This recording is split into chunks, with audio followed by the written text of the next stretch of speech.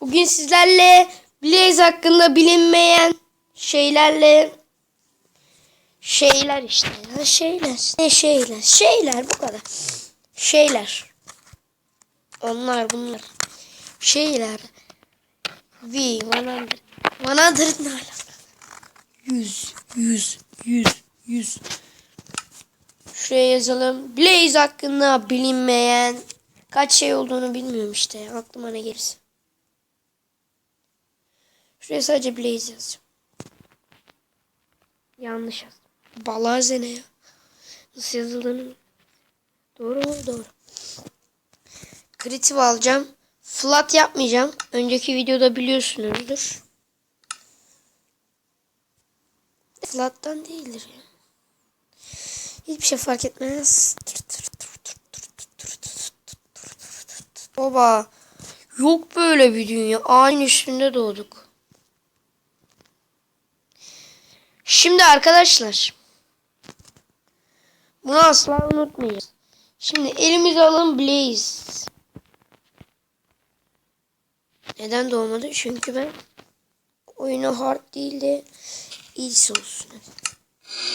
Blaze'ler kolay öldürebileyim diye şunu.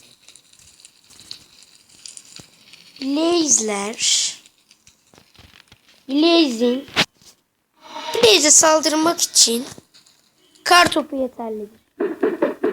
Ve gördüğünüz gibi kartopudan Blaze'ler ölecektir. Ve gördüğünüz gibi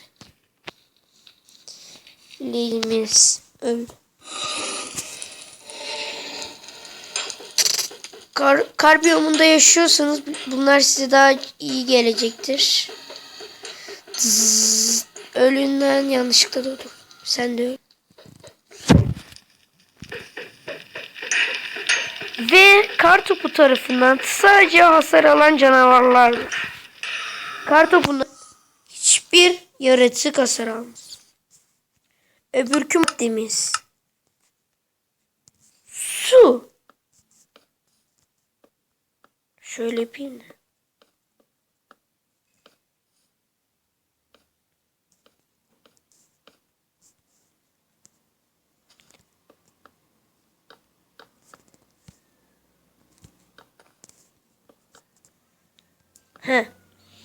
Buraya bir Blaze canlandırdık. Eğer üstüne su dökersek bu Blaze ölecektir.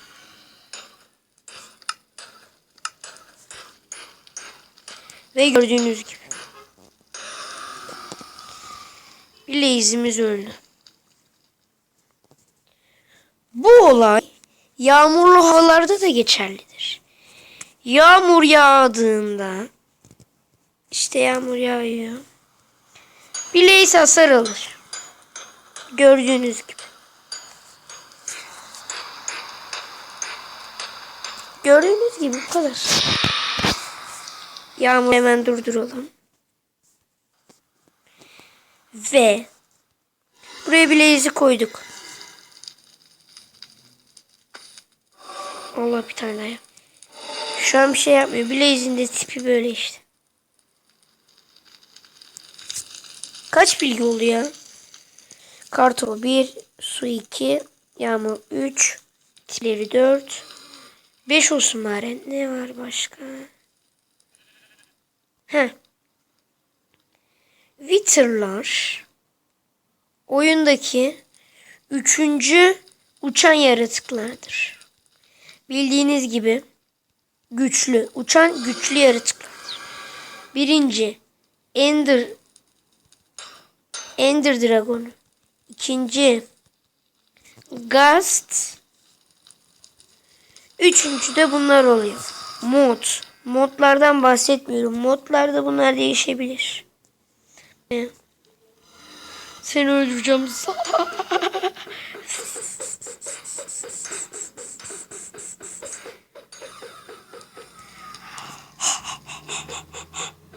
Ve 6 olsun.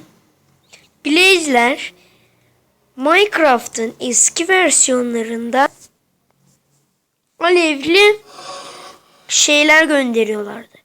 Alevli kartopu gönderiliyordu. Şimdi ise normal kartopu olarak değiştirildi. Eski sürümlerde alevli kartopu, şimdi de direkt şu gördüğünüz şeylerdi. Bir tane kartopu var. Boş. Öl. Allah, öleceğim. Tamam, dur öleceğim şimdi. Ya sen kimsin ya? Sen kimsin? Ve Blaze'ler orman yangınlarına neden olabilir? Tabii dünyada yaptıysanız.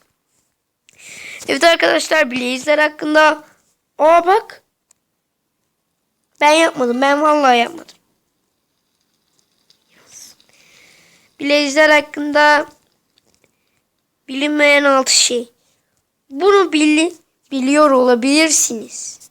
Bilmiyor da olabilirsiniz. Ben hem bildiğinizden bileyim ki. Aynen, nereden ki?